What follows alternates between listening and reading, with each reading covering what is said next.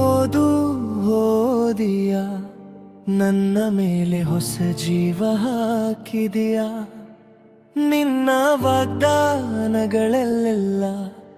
ಕಾಗದದ ಮೇಲೆ ಬರೆದಂತಾಯಿತ.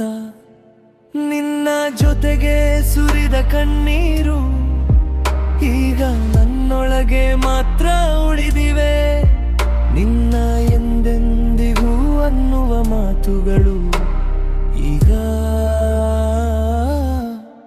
ಪ್ರತಿಧ್ವನಿಯಾಗಿವೆ.